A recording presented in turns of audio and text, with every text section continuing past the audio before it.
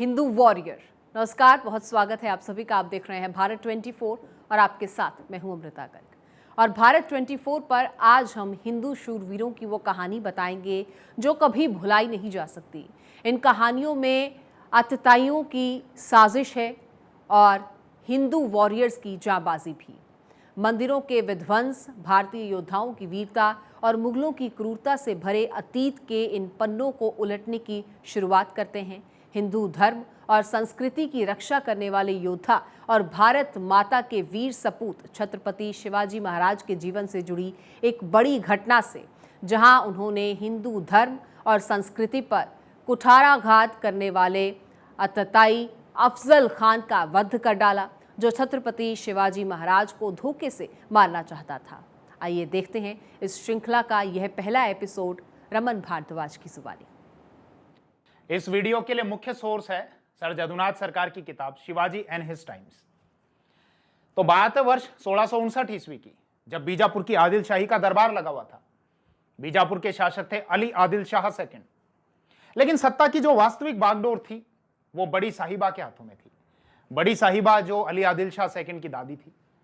और वर्ष 1660 ईस्वी में जब तक वो मक्का की यात्रा पर नहीं गई थी, तब तक बीजापुर की आदिल शाही की सत्ता की वास्तविक बागडोर उन्हीं के हाथों में रही थी। तो खैर, वर्ष 1659 ईस्वी में बीजापुर की आदिल शाही का ही दरबार लगा हुआ था और इसका मुख्य उद्देश्य था कि जैसे भी हो छल कपट से या बल से छत्रपति शिवाजी राजे को बंदी बनाकर ले आओ। तो उस दरबार में बड़ी साहिबा ने कहा कि आप में से कौन है जो शिवा को पकड़कर बंदी बनाकर लाएगा। पूरे दरबार में सन्नाटा छा गया। कौन जाएगा पकड़ने के लिए? कौन जाएगा वहां जंगलों में युद्ध लड़ने के लिए? कौन जाएगा आत्महत्या को निमंत्रण देने के लिए? तभी उस खामोशी में से, उस सन्नाटे में से एक आवाज आई, जिसने कहा, मैं शिवा को पकड़कर बंदी बनाकर लाऊंगा। सबकी नजरें उस व्यक्ति की ओर केंद्रित हो गई। ये व्यक्ति थे अब्दुल्ला भटारी उर्फ अफजल खान। लेकिन अफजल खान उस समय भावनाओं में ज्यादा बह गए, ज्यादा जज्बाती हो गए और कुछ ज्यादा डींगे हाँक दी। ये कहा कि मैं चैन में बंद करके बेड़ियों में पकड़कर शिवा को यहां लेकर आऊंगा, और इसके लिए मुझे घोड़े से भी नहीं उतरना पड़ेगा। लेकिन इस अभियान की क्या कठिनाई होने वाली थी, कितना संघर्ष इसमें होने वाला था, यह बात अफजल खान के दिमाग में भी रही होगी कि यह अभियान इतना सरल नहीं है, इतना साधारण नहीं है, बहुत चुनौतीपूर्ण होने वाला है। खैर, एक सवाल यहां से निकलकर आता है कि बीजापुर की आदिल शाही के द्वारा छत्रपति शिवाजी राजे के विरुद्ध यह सैन्य अभियान चलाने की क्यों तैयारी की जा रही थी, जिसमें वो किसी भी स्तर तक जाने को तैयार थे कि भले ही छल कपट करो, लेकिन जैसे भी हो छत्रपति शिवाजी राजे को बंदी बना लाओ या मौत के घाट उतार दो। तो इसके लिए मैं आपको थोड़ा सा पीछे लेकर चलता हूं। तो बात है इस दरबार के आयोजन से 2 वर्ष पहले, मतलब वर्ष 1657 ईस्वी की, जब बीजापुर की आदिल शाही का मुगलों के साथ में संघर्ष हो रहा था और इस संघर्ष में उनकी कमर टूट चुकी थी और रही सही कसर छत्रपति शिवाजी राजे के द्वारा पूरी कर दी गई थी। उन्होंने कोंकण के क्षेत्र पर, वेस्टर्न घाट के क्षेत्र पर और बहुत बड़े क्षेत्र पर अपना अधिकार कर लिया था। क्यों? स्वराज्य की स्थापना करनी थी। तो खैर, इसके बाद में बीजापुर की आदिल शाही के द्वारा, मतलब अली आदिल शाह के द्वारा, छत्रपति शिवाजी राजे के पिता शाहजी राजे भोसले, जो आदिल शाही के दरबारी थे, उनसे कहा कि अपने पुत्र को समझाओ, अपने पुत्र को दंडित करो।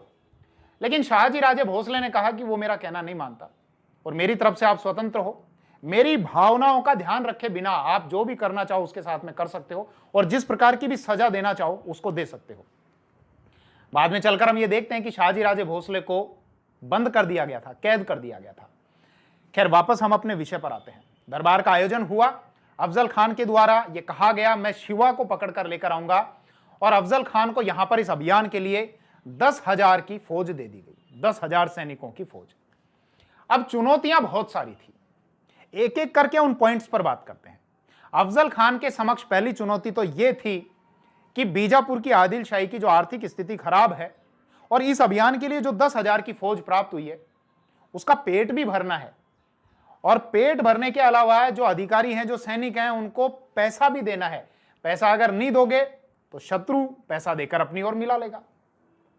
अब अफजल खान ने पैसे की प्राप्ति के लिए क्या किया? मंदिरों को तोड़ना शुरू किया।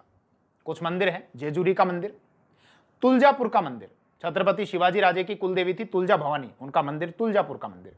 इसके अतिरिक्त पंढरपुर में विठोबा मंदिर, तो अफजल खान ने इन मंदिरों पर धावा बोला, इन मंदिरों को लूटा, पुजारियों को लूटा, व्यापारियों को लूटा, आम जनता को लूटा, फिरौती वसूल की, पैसे की प्राप्ति की। जैसा सोर्स में लिखा गया है कि अफजल खान की सेना का जो मासिक खर्चा आता था वो 2.5 लाख रुपए आता था। लेकिन एक बात समझ से बाहर है, पैसा अगर लेना था तो लूट कर प्राप्त किया जा सकता था, लेकिन अफजल खान के द्वारा यहां पर मंदिरों को तोड़ा गया, जैसा लिखा हुआ है सोर्स में, मूर्तियों को तोड़ा गया। अब समझ से यह बात परे है कि मूर्तियों और मंदिरों को तोड़ने से पैसा कैसे प्राप्त होगा। जैसा आगे लिखा भी गया है कि यह जो लड़ाई थी शुरुआत में राजनीतिक थी, लेकिन बाद में इसने धार्मिक रंग ले लिया था। खैर, बीजापुर के एक दरबारी थे, उन्हीं की कलम से कुछ लिखा गया है कि खान ने, मतलब अफजल खान ने, थोड़े ही समय में पूरे मुल्क को बंदी बना लिया। इसके अलावा लिखा हुआ है कि हमारे घोड़ों के खुरों से उड़ती हुई धूल ने शत्रु की आंखों को अंधा कर दिया, बहुत से लोगों को मार दिया गया और बहुत से लोग भागकर बिल में घुस गए, मतलब छुप गए। मतलब ये सारी जितनी भी कार्यवाही अफजल खान के द्वारा की जा रही थी, इसका स्पष्ट एक संकेत ये था, इसका स्पष्ट उद्देश्य ये था कि मराठों को, मावड़ों को छत्रपति शिवाजी राजे और उनकी सेना को भयभीत कर देना और आतंकित कर देना। लेकिन वो भयभीत नहीं थे और उन्होंने अपनी रणनीति के तहत पुणे के स्थान पर जावली के जंगलों को चुना और वहां पर प्रतापगढ़ को अपना केंद्र बनाया कि यहां जावली के जंगलों में अफजल खान और उसकी सेना के लिए लड़ना इतना आसान नहीं था। जंगल में कब मराठा, कब मावड़े किधर से आ जाएंगे, कब हमला कर देंगे और कब आप धराशायी हो जाओगे, आपको पता तक नहीं चलेगा। खैर, दूसरे पॉइंट पर आते हैं। अफजल खान को आर्थिक मोर्चे पर तो फायदा हुआ, मंदिरों को लूटा गया, साथ ही साथ मूर्तियों को, मंदिरों को तोड़ा भी गया। दूसरा, अफजल खान के लिए यह आवश्यक था कि जो छत्रपति शिवाजी राजे की जो हितैषी हैं, उनके जो लोग हैं, जो मावड़े हैं, जो देशमुख हैं, उनको अपनी ओर मिलाया जाए ताकि उनकी एग्जैक्ट लोकेशन का पता लगाया जा सके, इसके अलावा उन तक पहुंचा जा सके और आसानी से बंदी बनाया जा सके। तो अप्रैल 1659 ईस्वी में बीजापुर की आदिल शाही की ओर से देशमुखों को एक फरमान जारी किया गया था और फरमान यह था कि तुमको अफजल खान का साथ देना है छत्रपति शिवाजी राजे के विरुद्ध। लेकिन यहां पर छत्रपति शिवाजी राजे की डिप्लोमेसी ने कार्य किया और उन्होंने लगभग 7 देशमुखों को अपनी ओर मिला लिया था। ये देशमुख आरंभ में बड़ी चिंता में थे, बड़ी दुविधा में थे कि किसका साथ दें, इधर इस पक्ष का साथ दें या दूसरे पक्ष का साथ दें। छत्रपति शिवाजी राजे ने स्पष्ट कहा, आपको सुरक्षा चाहिए, मैं सुरक्षा देता हूं, आपको मैं उपहार देता हूं, मेरा साथ दो, मेरा समर्थन करो। तो 7 देशमुखों को अपनी ओर मिला लिया, लेकिन कुछ देशमुख ऐसे थे जो अफजल खान से जाकर मिल गए। इसमें से एक देशमुख छोड़कर आ गए थे और वो छत्रपति शिवाजी राजे के साथ में हो गए थे। 2 देशमुखों की बात करता हूं। एक तो खांडोजी खोपड़े जो उतरौली के देशमुख थे, इसके अतिरिक्त कान्होजी जेदे जो भोर के देशमुख थे।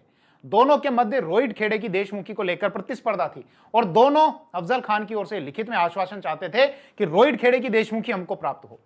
लेकिन बाद में जैसा हमको दूसरे सोर्स से जानकारी मिलती है, हालांकि सर जदुनाथ सरकार की किताब शिवाजी एंड हिज टाइम्स में यह जानकारी नहीं मिलती, लेकिन अन्य सोर्स से जानकारी मिलती है कि कान्होजी जेदे अफजल खान को छोड़कर छत्रपति शिवाजी राजे के पास में चले गए थे और अपने हाथ में जल लेकर यह सौगंध खाई थी कि मैं और मेरे 5 पुत्र अपनी अंतिम सांस तक आपके लिए युद्ध लड़ेंगे। यदि इसके लिए हमारा वतन भी जाता है तो जाए, वतन को कुर्बान करना पड़ेगा तो इसके लिए हम कुर्बान कर देंगे। एक देशमुख की मैं और बात करता हूं।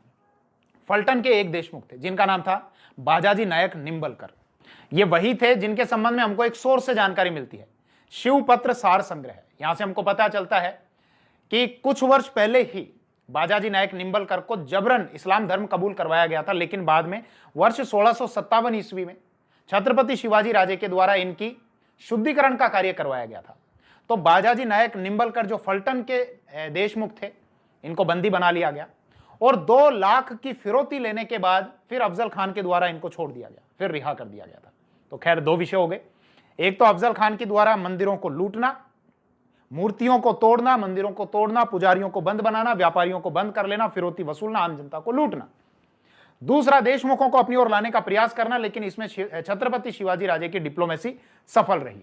खैर, अब जैसा मैंने आपको बताया कि छत्रपति शिवाजी राजे ने पुणे के स्थान पर जावली के जंगलों को चुना और वहां पर प्रतापगढ़ के दुर्ग को अपना केंद्र बनाया और अफजल खान के दिमाग में यह स्पष्ट था कि वहां जंगलों में जाकर आमने सामने की लड़ाई तो नहीं लड़ी जा सकती, तो फिर क्या किया जाए, फिर छल से काम लिया जाए। तो अफजल खान के द्वारा एक व्यक्ति अपने दूत के रूप में भेजे गए जिनका नाम था कृष्णाजी भास्कर। और कृष्णाजी भास्कर को जिन शब्दों के साथ में भेजा गया था, जो शब्द इस सोर्स में लिखे गए हैं, वो इस प्रकार से थे कि मैं तुम्हारे लिए अजनबी नहीं हूं। मतलब अफजल खान ने कृष्णाजी भास्कर के माध्यम से छत्रपति शिवाजी राजे को यह शब्द कहलवाए क्या, कि मैं तुम्हारे लिए अजनबी नहीं हूं, तुम्हारे पिता बहुत लंबे समय तक मेरे दोस्त रहे और तुम भी मेरे दोस्त हो, तुम भी मेरे मित्र हो, तो आओ मुझसे मिलो। मेरा बीजापुर की आदिल शाही में बहुत प्रभाव है और मैं अपने प्रभाव से तुम्हारे स्थान को निश्चित करवाऊंगा। मतलब तुम्हारे पास जो क्षेत्र जो तुमने प्राप्त किए हैं, तुम्हारे पास में जो किले हैं, उसको मैं निश्चित कराऊंगा, तुम्हारी स्थिति को स्पष्ट करवाऊंगा। बीजापुर की आदिल शाही के दरबार में आओ अगर आप आना चाहते हो तो, और अगर आपकी इच्छा यह है कि वहां पर आप उपस्थिति नहीं देना चाहते तो इससे भी आपको छूट दिलवा दी जाएगी। छत्रपति शिवाजी राजे ने कृष्णाजी भास्कर से मुलाकात की, रात्रि में मुलाकात की, तुलजा भवानी माता की मूर्ति के सामने मुलाकात की, और जो शब्द कहे वो इस प्रकार से थे कि आप हिंदू हैं, आप ब्राह्मण हैं, आप सच बताइए कि अफजल खान की क्या मंशा है। तो कृष्णाजी भास्कर ने खुलकर तो नहीं कहा, लेकिन यह कहा कि अफजल खान की जो मंशा है, जैसा मैंने सुना है, वो आपके लिए ठीक नहीं है। इसके बाद छत्रपति शिवाजी राजे द्वारा अपने अष्टप्रधान की एक मीटिंग बुलाई गई और यह चर्चा की गई क्या किया जाए, समर्पण करें या फिर युद्ध करें। अष्टप्रधान युद्ध करने के पक्ष में नहीं था कि ज्यादा हमको बड़ा नुकसान हो सकता है, लेकिन समर्पण करना भी तो हित में नहीं था, क्योंकि अफजल खान का जो पुराना रिकॉर्ड है वो अच्छा नहीं था।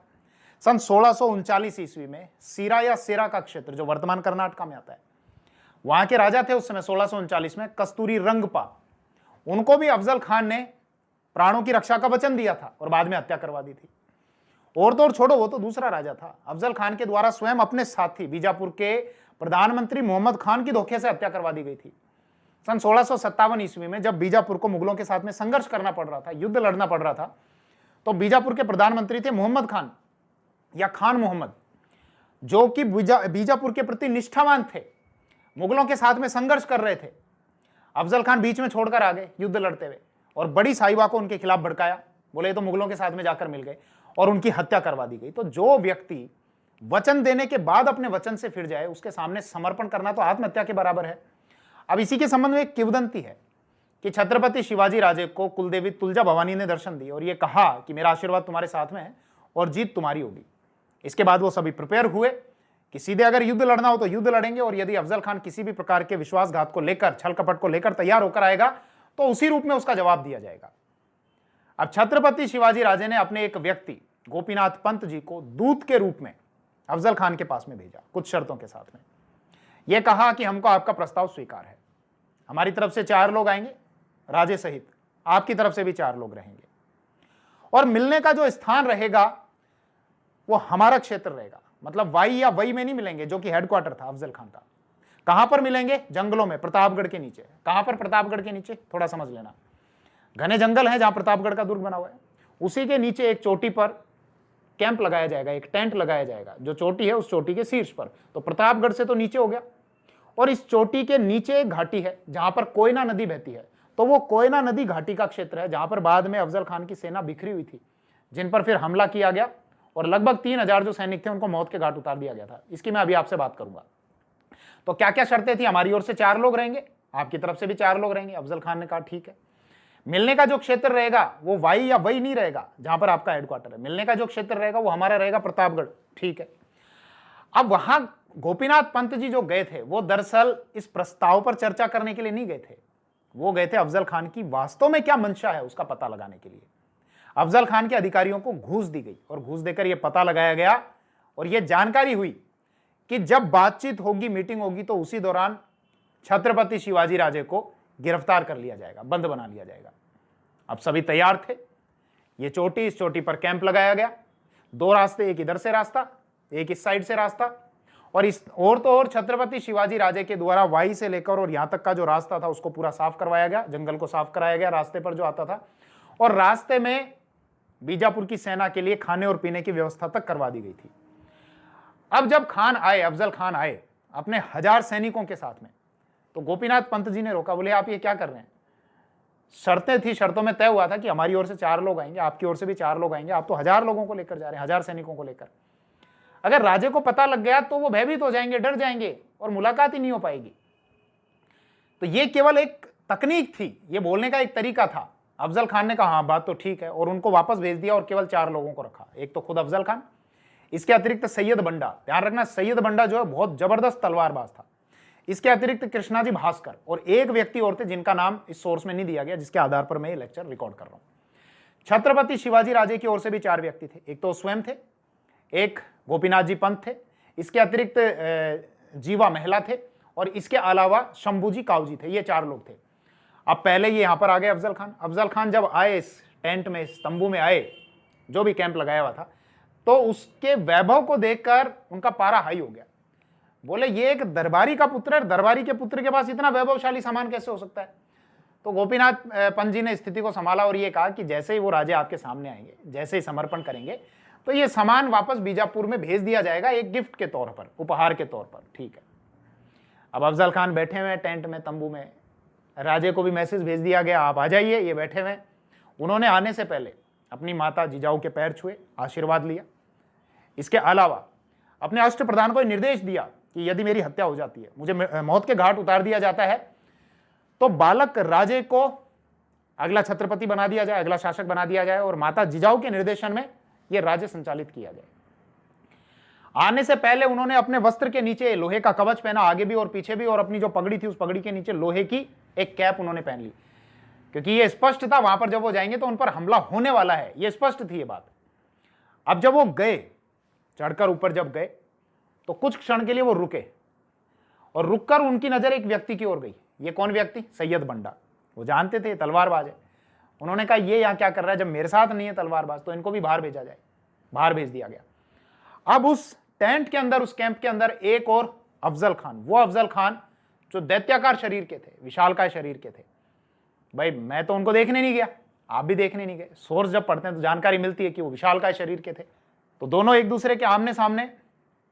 अफजल खान की कमर में एक और कटार बंधी हुई थी, एक और तलवार थी। लेकिन शिवाजी राजे के पास में सीधे देखने पर कोई हथियार नजर नहीं आता था, लेकिन उन्होंने अपनी रक्षा के लिए उल्टे हाथ में यहां पर उंगलियों के बीच में वाघ नख पहना हुआ था। वाघ नख मतलब बाघ का मतलब होता है टाइगर और नख का मतलब नाखून। तो उसी प्रकार का एक हथियार होता है जो मुट्ठी में बंद हो जाता है, दिखता नहीं है लेकिन खोरने पर दिखाई देता है। और इसके अलावा उन्होंने अपने सीधे हाथ की जो बाजू है वहां पर एक कटार भी छुपाई हुई थी। वो मिलने के लिए गए। देखो ध्यान देना, दोनों के मध्य काफी बातचीत हुई थी, जिसका एक सोर्स भी है जो मीर आलम के द्वारा लिखा गया है, जो निजामुल मुल्क के मंत्री हुआ करते थे। उसमें एग्जैक्ट दोनों के बीच में क्या क्या बात हुई थी उसका पूरा उल्लेख है। दोनों गए एक दूसरे के पास में। अफजल खान ने अपनी बाहें फैलाई, शिवाजी राजे को गले लगाया और गले लगाने के बाद कस के पकड़ लिया, उल्टे हाथ से गर्दन को दबा लिया। और यह पकड़ इतनी मजबूत थी कि छत्रपति शिवाजी राजे अपने को हिला नहीं पा रहे थे। बचाव में उन्होंने क्या किया, अपने उल्टे हाथ में जो वाघ नख था, उस वाघ नख से अफजल खान के पेट को फाड़कर आंतड़ियों को बाहर निकाल दिया और अपने सीधे हाथ से कटार निकालकर अफजल खान के पेट पर मारी। बस इतना ही था, अफजल खान की पकड़ ढीली हो गई और फर्श पर धराशायी हो गए अफजल खान और चिल्लाने लगे बचाओ बचाओ बचाओ बचाओ। तभी दोनों ओर के जो साथ के जो लोग थे वो अंदर भाग कर आए। सैयद बंडा के द्वारा छत्रपति शिवाजी राजे के सिर के ऊपर तलवार से 2 प्रहार किए गए। उनकी जो पगड़ी है वो कट चुकी थी, लेकिन अंदर जो लोहे की कैप पहनी हुई थी उससे उनका बचाव हो गया। तुरंत लपक कर छत्रपति शिवाजी राजे के साथ के जो व्यक्ति थे, जीवा महिला, उन्होंने सैयद बंडा का सीधा हाथ काट दिया। हाथ जमीन पर पड़ा था और अगले ही क्षण सैयद बंडा की जो गर्दन है वो जमीन पर पड़ी थी और वो धराशायी हो चुका था। अफजल खान जो जमीन पर पड़े हुए थे, पालकी वाले लोग आए, तुरंत उन्होंने अफजल खान को पालकी में बैठाया और बैठाकर जब चलने लगे तो शंभूजी कावजी ने अफजल खान को पालकी से बाहर घसीट लिया और अफजल खान की गर्दन उतार दी गई। और इसके बाद तोप से एक संकेत दिया गया। जो छत्रपति शिवाजी राजे की सेना जंगलों में तैनात थी नेताजी पालकर के नेतृत्व में, इसके अलावा मोरोपंथ त्र्यंबक पिंगले के नेतृत्व में, और जो मावड़े वहां पर तैनात थे, तोप की आवाज सुनकर उनका स्पष्ट यह संकेत था कि बीजापुर की सेना के ऊपर टूट पड़ो। बीजापुर की सेना ने यह नहीं सोचा था कि अब उनके साथ में ऐसा होने वाला है, क्योंकि वो लोग तो इस चीज के लिए तैयार थे कि अफजल खान ने या तो छत्रपति शिवाजी राजे को बंदी बना लिया होगा या मौत के घाट उतार दिया होगा। इसलिए उनकी जो सेना है वो नीचे कोयना घाटी के क्षेत्र में बिखरी हुई सेना थी। उनका मार्ग बंद कर दिया गया और 3000 सैनिकों का संहार किया गया। बाकी के जो सैनिक थे उन्होंने अपने मुंह में दांत के नीचे घास का तिनका दबाकर और समर्पण की मुद्रा में वो सामने आ गए। जिन्होंने समर्पण किया उनको छोड़ दिया गया। और जब हम सोर्स पढ़ते हैं तो जानकारी मिलती है कि उनको बाद में सम्मान के साथ में भोजन और वस्त्रों के साथ और उपहार के साथ वापस बीजापुर पहुंचवा दिया गया था। यहां पर मराठों को काफी लाभ हुआ। अफजल खान के पास में जो 65 हाथी थे वो ले लिए गए 4000 घोड़े प्राप्त हुए मराठों को, 1200 ऊंट प्राप्त हुए और 10 लाख रुपए की रकम भी प्राप्त हुई। और 1659 ईस्वी के प्रतापगढ़ के इस युद्ध को जीतने के बाद छत्रपति शिवाजी राजे की प्रतिष्ठा बढ़ी और मराठों का प्रभाव भी बढ़ा।